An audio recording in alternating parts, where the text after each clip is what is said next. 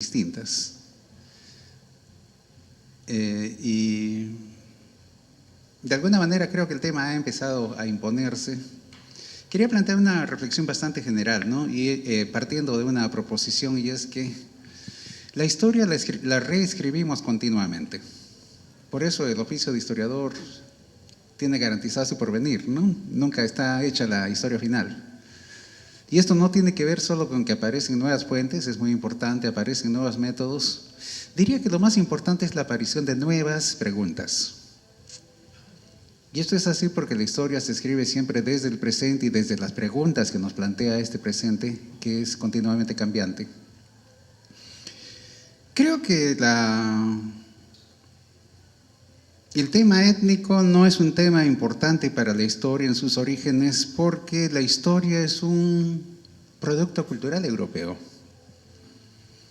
Y es un producto cultural de sociedades étnicamente homogéneas, pero que además parten del supuesto, hay una visión evolucionista de la historia en esto, de que Europa es la culminación de la cultura, ¿no? Europa es la civilización.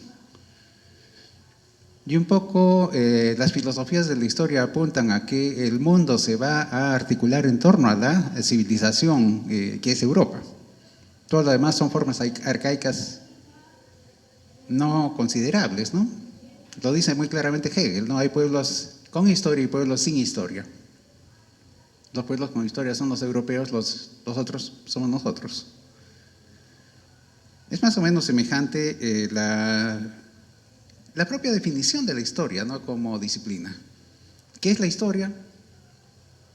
Los hechos de los pueblos que tienen escritura. ¿Qué es lo anterior? Prehistoria. Los incas son prehistoria, no tienen escritura y por lo tanto esto no es historia, es prehistoria. ¿Cuál es el porvenir de esos pueblos prehistóricos? Incorporarse a la historia en la medida en que se incorporen a este movimiento general de homogeneización cultural en torno a un modelo que es la cúspide de la evolución intelectual de la humanidad, la civilización europea. Y esto no se da solo en los conservadores, sino también diría en los revolucionarios, ¿no? Estoy convencido de que no existe una teoría de la cultura en el marxismo, porque Marx en el fondo está convencido de que así como el capital va a acabar con todas las formas arcaicas de producción, con los antiguos modos de producción, la civilización occidental va a acabar con toda esta diversidad cultural, toda esta historia pasada, y como él dice en la introducción al Capital, ¿por qué no me preguntas sobre América Latina? Hay que decirle a América Latina, puedes mirar tu porvenir en el espejo de Europa. En otras palabras, vamos a repetir la historia europea. Entonces, no hay manera de incorporar, diría, la etnicidad como hecho histórico desde esta visión. Y voy a usar una sola cita, o sea, voy a citar a un solo autor que me parece muy pertinente por la visión que plantea desde el Perú de lo que es lo historiable y lo no historiable, lo historizable y lo no historizable, ¿no? Es una cita de Raúl Porras Barrenechea de un texto clásico canónico titulado El cronista indio Felipe Guamán Poma de Ayala. 3 frases. Una primera caracterizando qué es la nueva crónica y buen gobierno, ¿no? La denomina monstruosa miscelánea. Con relación a qué es lo que trae Guamán Poma de Ayala, dice que es una, cito, ¿no?, reencarnación de la beetría anterior a los incas. Acá Porras Barrenechea está utilizando una acepción arcaica del término beetría, que apunta a territorio, forma de gobierno, ¿no? Esto es anterior a los incas. Y utiliza en la otra acepción la moderna beetría, que significa confusión, desorden mental, ¿no? Cuando habla de la escritura de Guamán Poma y dice, habla de la confusión y embrollo de sus ideas y noticias. Está caracterizado por la confusión y embrollo de sus ideas y noticias y por el desorden y barbarie del estilo y de la sintaxis, pura beetría mental. Es obvio que con esa entrada no hay nada que estudiar ahí. Puede ser un tema interesante, más bien psicológico. Se trata de un desorden mental, de una confusión mental, pero no hay algo historizable en estos temas. Yo diría que hasta los años 40, 50, ese es más o menos el tratamiento que la historia da al tema de la diversidad cultural, las etnicidades. ¿Qué es lo que provoca cambios y por qué el tema se vuelve cada vez más imperativo? Diría que es un cambio mundial, que es el movimiento de descolonización. Situémonos, ¿no? Hay dos grandes olas descolonizadoras en la historia universal. La primera fue la que nos tocó, la de comienzos del siglo XIX, en que América Latina se independizó de España y de Portugal. Pero esta es una independencia de hijos de los conquistadores, ¿no? Autodenominados españoles americanos. Al poco tiempo de la independencia, los criollos se declaran hijos de la madre patria, ¿no? La madre patria es España y esto es una continuidad cultural de España. Y creo que la definición de hispanista para la corriente dominante de la historiografía peruana en los 50 apunta a eso, ¿no? España es el modelo y ese es nuestro horizonte mental. Pero los grandes movimientos, la segunda gran ola descolonizadora que comienza con la Segunda Guerra Mundial, que va a atravesar África, Asia, que va a culminar a la primera mitad de la década del 60, estoy pensando en la independencia de Argelia, va a provocar una preocupación y un interés creciente por estos pueblos distintos. Y creo que un momento importante en esto es la fundación de la disciplina denominada etnohistoria. El Ruggiero Romano dio la definición que más me gusta, ¿no? Decía, es el matrimonio feliz entre la historia y la antropología. Tratar los temas históricos, pero buscando entrar en la lógica, en la racionalidad, en racionalidades distintas de la europea. ¿Es una confusión mental, es una beatría Felipe Guamán Ayala o nos estamos enfrentando a una racionalidad distinta? Creo que ese es el tema de fondo. Y creo, por fortuna, que se ha avanzado mucho en tratar de entender cuál es la racionalidad que se encuentra detrás de este extraordinario texto. Estas más de 1000 páginas que son una proeza intelectual en términos de cómo traducir, utilizando las herramientas europeas, la escritura, el dibujo, formas literarias prestadas, cómo articular a partir de ahí un discurso propio desde lo que es una cosmovisión propia. Y creo que eso ha sido el camino que ha marcado con mucha fuerza el proceso que viene para adelante. Me he comprometido a presentar esto en 20 minutos, así que voy a saltar al momento presente para señalar algunos elementos que me parecen importantes para definir por qué el tema de la etnicidad pasa a ser tan importante. Hablaría de 3 cambios fundamentales, ¿no? Cosas que están sucediendo en este momento. En primer lugar, la primera es consecuencia del proceso de descolonización, de esta segunda ola de descolonización. Y es la emergencia de la intelectualidad nativa. Hay una diferencia fundamental entre el movimiento de descolonización frente a Europa y Portugal, nuestra descolonización con relación a esta segunda oleada de descolonización. Y es que en el caso de la independencia de América Latina, los sujetos de esta independencia, los protagonistas de esta independencia son criollos que se sienten identificados culturalmente con España. Es más, son españoles biológicamente hablando, ¿no? Sus padres son españoles, ese es un criollo, ¿no? Hijo de españoles, nacido en América. Son biológicamente, culturalmente, literariamente, hijos de España. Son católicos, leen a los mismos autores que la península, tienen los mismos gustos, viven de la misma manera, se visten igual, se alimentan, son españoles y se proclaman orgullosamente herederos de la madre patria. Es distinta la ola descolonizadora que va a acaecer en África y en Asia. donde los que dirigen estos movimientos de descolonización son nativos. No tenemos una categoría de ingleses indios, es decir, no son descendientes de los ingleses que viven en la India, los que hacen la independencia, sino son indios. Étnicamente son indios. Con todas las diferencias que tengan, son indios. Gandhi, Nehru, todos ellos son indios. Culturalmente son otra cosa.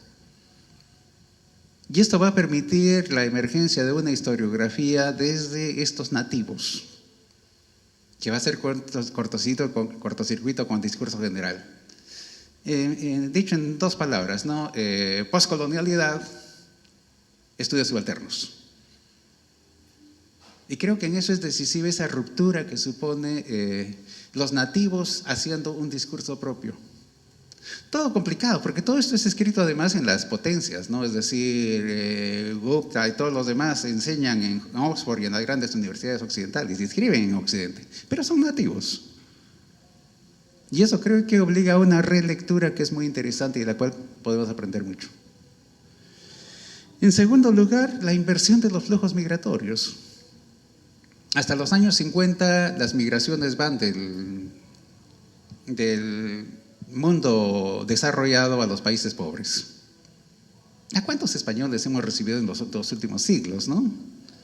A todo el que le va mal en Europa se viene a hacer la América. Y eso es así hasta los 50. A partir de los 50, luego de la Segunda Guerra Mundial, esto se invierte y los flujos van del mundo pobre al mundo rico.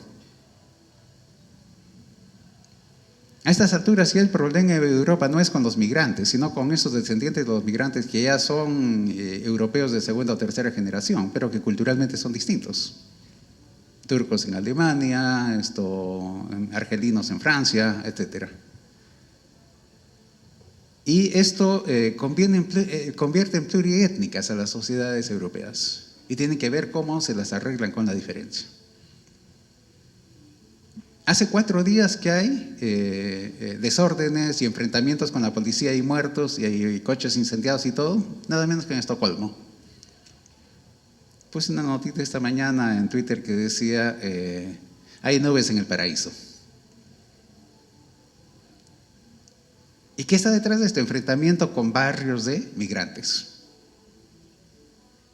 Toda la preocupación por la multiculturalidad primero y la interculturalidad después tiene que ver con esta modificación étnica. La composición étnica está variando radicalmente y esto obliga a repensar una serie de problemas donde la etnicidad juega un papel fundamental. Y en tercer lugar, y con esto acabo, estamos viviendo un gran cambio histórico, un cambio de época. Esquemáticamente dicho, el capitalismo comenzó en el siglo XVI, pero viene pasando por 3 fases distintas. Capitalismo mercantil entre el 16 y el 18,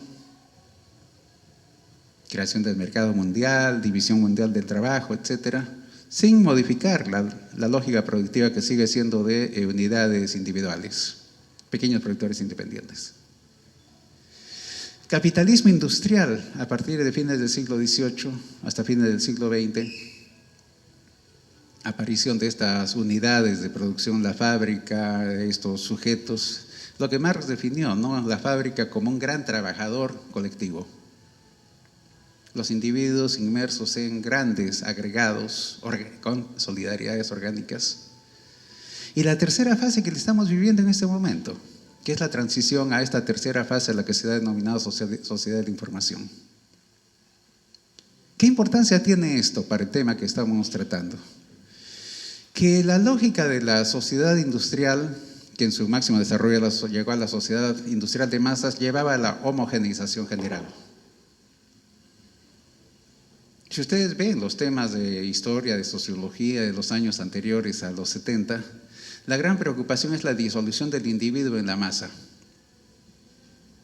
Este proceso por el cual el American Way of Life se impone, toda la diferencia va a desaparecer y todos vamos a terminar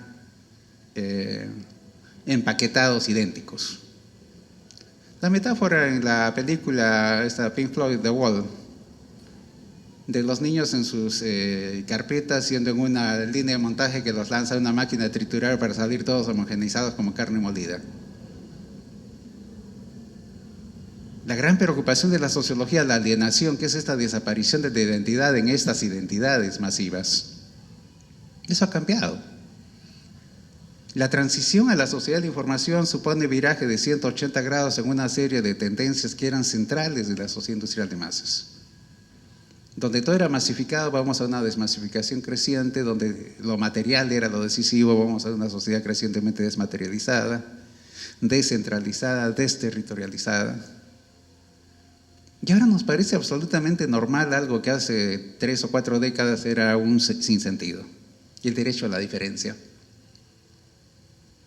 ¿Quién no está de acuerdo con el derecho a la diferencia ahora? Pero ¿y por qué no se le ocurrió a algún genio en los 60 que la diferencia era bonita? Creo que el debate, y con esto termino, entre Vargas Llosa y debate póstumo porque no se dio en vida, y Arguedas, cuando Vargas Llosa dice que lo de Arguedas es una utopía arcaica, apunta a este problema central, ¿no? Vargas Llosa sigue pensando que el mundo va en una sola dirección, que es la de la civilización occidental. Lo ha dicho con todas sus letras en su último libro, La civilización del espectáculo. Pero estos cambios, estos profundos cambios que produce la transición a la sociedad de la información, nos llevan a un momento crecientemente diversificado, diferenciado, donde la norma es la diferencia, no la homogeneidad. Hacia los 70 se hablaba de un proceso de homogeneización en que todas las identidades desaparecían y se fusionaban en una sola. En los 90 eso estalló con las guerras étnicas, las terribles limpiezas étnicas, el estallido de 1000 naciones como consecuencia de la crisis del Imperio Soviético, etc. Entonces, en un mundo en donde la diferencia se convierte en un elemento central, creo que para la historiografía el tema de lo distinto, la comprensión de otras racionalidades, el entendimiento de que no se trata de fases evolutivas distintas, inferior, superior, sino de distintos procesos de desarrollo es fundamental. Y creo que desde ahí algo debemos aportar como historiadores. Gracias.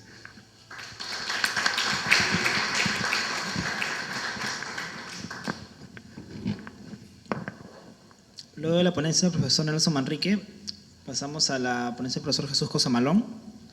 Es profesor del Departamento de Humanidades de la PUC y de la Universidad del Pacífico. Obtuvo el doctorado en Historia por el Colegio de México y la licenciatura y maestría en Historia por la Pontificia Universidad Católica del Perú. Entre sus publicaciones destacan Indios detrás de la muralla, Matrimonios indígenas y convivencia interracial en Santa Ana, Mestizaje e interrelación social en Lima antes de la Guerra del Pacífico, un acercamiento desde los expedientes matrimoniales. Damos paso a su ponencia y tiene 20 minutos.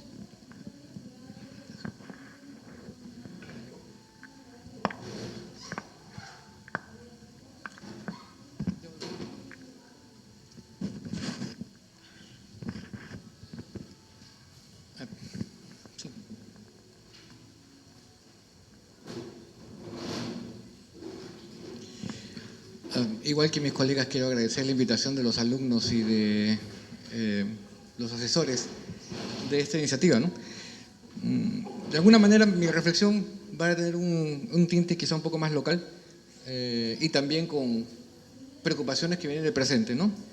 Le he titulado así porque lo que creo que me interesa es hacer una historia una reflexión historiográfica acerca de las maneras en que se ha abordado el estudio de lo que llamamos lo popular, donde obviamente hay elementos étnicos, ¿no? En esa dimensión va a ir mi reflexión. Y voy a partir del presente, igual como lo hicieron hace un rato los colegas presentes. Acaba de ser publicado un libro en los últimos meses de la Universidad del Pacífico que tiene 2 tomos dedicados al estudio de racismo y discriminación en el Perú.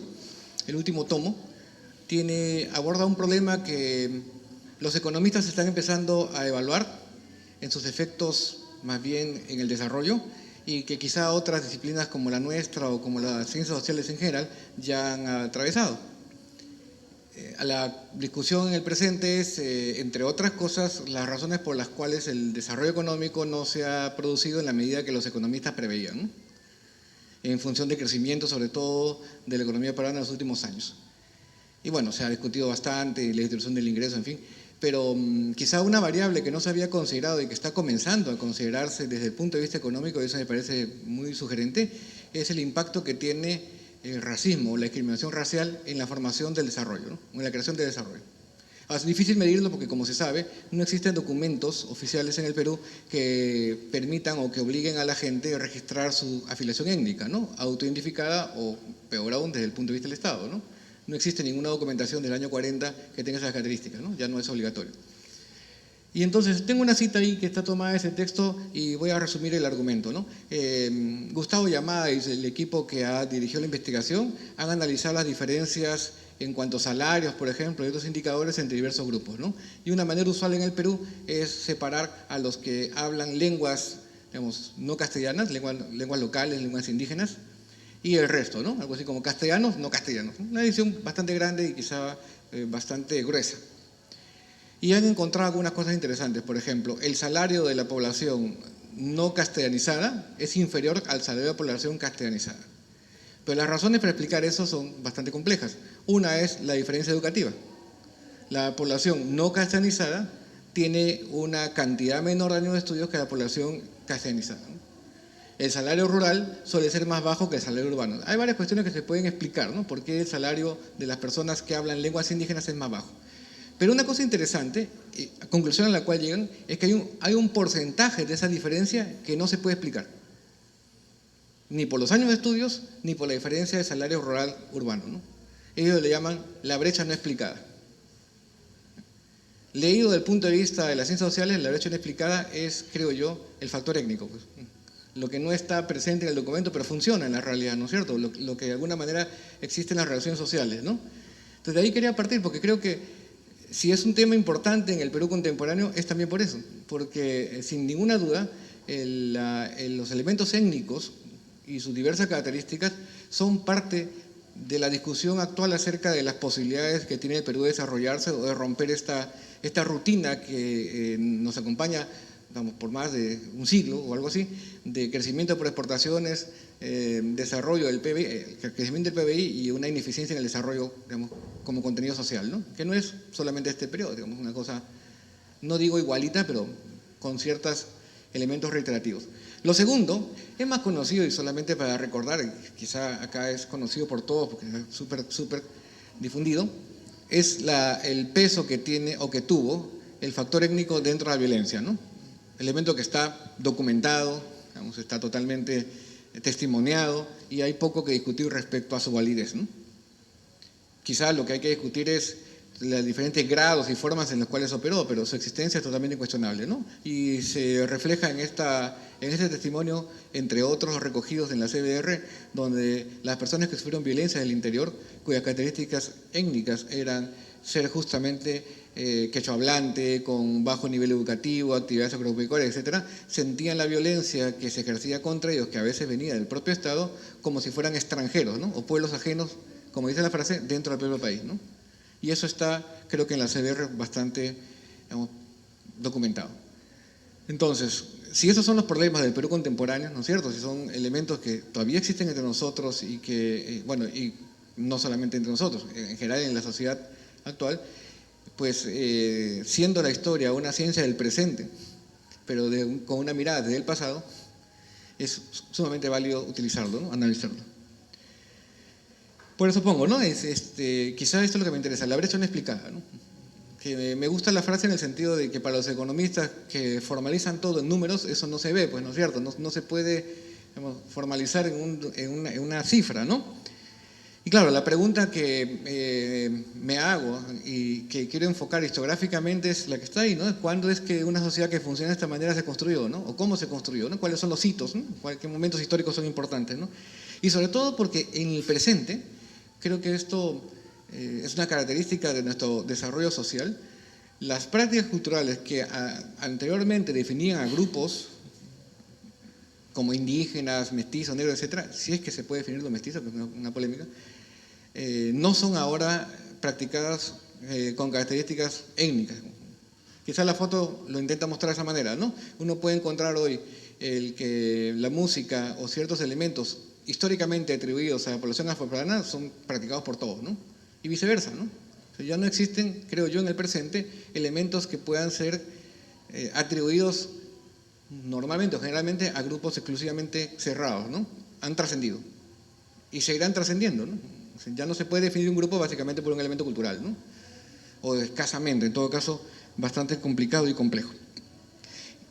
Y por esa razón, el tema de la etnicidad creo que es un asunto elusivo desde el punto de vista histórico, ¿no? Se escapa entre los dedos, ¿no es cierto? ¿Cómo atrapar algo que a veces los documentos no registran, ¿no? Que sabemos que existe, el presente lo muestra, y sin embargo es difícil de atrapar históricamente, ¿no? Es difícil de demostrar, documentar, ¿no? Bueno, ahí hay algunas definiciones, ¿no? En cuanto a etnicidad, que se ha utilizado, quizás la más frecuente es definir un grupo en función de características tales como el manejo territorial, como dice ahí, ¿no? El idioma, prácticas culturales, formas de ver el mundo, etcétera, ¿no? Quizás es una definición que en el Perú ha sido muy operativa para comprender a los grupos considerados indígenas, ¿no? Con la salvedad que el término poblaciones originales es bastante ambiguo, ¿no es cierto? ¿Quién es el que estuvo originalmente acá, no? Sin embargo, en Chile, por ejemplo, en otras partes se ha utilizado también incluso con características políticas, ¿no? Para reivindicaciones, digamos, de carácter local, ¿no? Acá se ha utilizado también, me parece que para, sobre todo el caso de las poblaciones que llamamos indígenas, parece ser bastante funcional, ¿no? Aunque tiene un aspecto criticable. Pero donde se nota más la insuficiencia de ese concepto es sin duda en lo que llamamos la población de origen afrodescendiente, ¿no? Donde los criterios para definirla no son exclusivamente de ese grupo, pues no es cierto. O sea, ni sus prácticas culturales, territorio no existe, por más que pensemos que hay pueblos en el Perú que tienen una presencia afrodescendiente, nunca es exclusiva, ni nunca deja de estar presente con otros grupos, ¿no? No hay un manejo territorial exclusivo de una comunidad afrodescendiente en el Perú, ¿no? Hay más o menos presencia, pero no se puede hablar de esa manera, ¿no? Entonces, claro, es un hecho que cuestiona la definición de etnicidad, ¿no? Y que obliga a replantearlo, y quizás replantearlo de la manera que otros autores también lo han señalado, cuestionando el esencialismo, ¿no? La idea de que existe una esencia que define la etnicidad y que un investigador está en busca de ella, ¿no es cierto? Y la observa y la descubre, ¿no? Y no más bien en una forma relacional, en el sentido de que tanto lo indígena, lo afroperuano, lo mestizo, o incluso lo español y lo blanco, se definen en sus relaciones, en lo que una sociedad considera que pertenece a uno o al otro, ¿no? Y no tanto en una esencia que existe históricamente, ¿no? Porque esa esencia se ha reconstruido y se ha rebuscado. Y acá tengo dos ejemplos, de alguna manera, que reflejan eso. Uno que, casi una curiosidad, que he ido preguntando, y casi como provocativo. Hoy en Cañete, en la Hacienda de la Quebrada, de los últimos años se realiza un festival, ¿no? El Festival del Curruñau, el Festival del Gato, ¿no? Donde el animalito doméstico ha sido parte, pues, de una serie de potajes, ¿no? Se asocia esto a un culto a Santa Ifigenia, que es una santa negra etíope que fue traída a este país para esta hacienda, y el culto en los negros esclavos no pegó, no fue un culto que se difundió mucho, ha sido rehabilitado, digamos, y relanzado en los últimos años, los últimos 30, 40 años, con cierto éxito, y gracias a eso también se ha difundido el consumo de un plato de la zona donde se utiliza el gato, ¿no? Pero cuando uno ve las fuentes, y es casi una pregunta abierta a los que conozcan esto, a los que conocemos algunas, por lo menos nos parece eso. Cuando uno ve las fuentes coloniales y republicanas acerca del consumo de gato y poblaciones afrodescendientes, no hay ninguna referencia, no existe. Nadie ha dado alguna información de que la población esclava en el Perú o de origen afrodescendiente haya consumido gato. Y eso que hablan de muchas cosas grotescas, ¿no es cierto? Y critican otras cosas, esa no. Una posibilidad es que se haya mantenido oculta durante 300 o 400 años, lo cual parece poco probable porque se hablan de muchas cosas que estuvieran ocultas. Ya hubieran terminado en algún lugar, alguna indicación. Así que eso no creo que sea lo que ha ocurrido. Quizá, pero desde mi punto de vista es muy poco probable. Lo que ocurrió es que hay otra hipótesis para explorar. Lo interesante es cómo hoy se asocia eso a la afroperuanidad, digamos, ¿no? Cuando su origen probablemente está más bien en el contacto con otros grupos. El conjunto de habitantes que llegó a este país acostumbrado a comer animales domésticos eran los chinos, no la población afrodescendiente. Y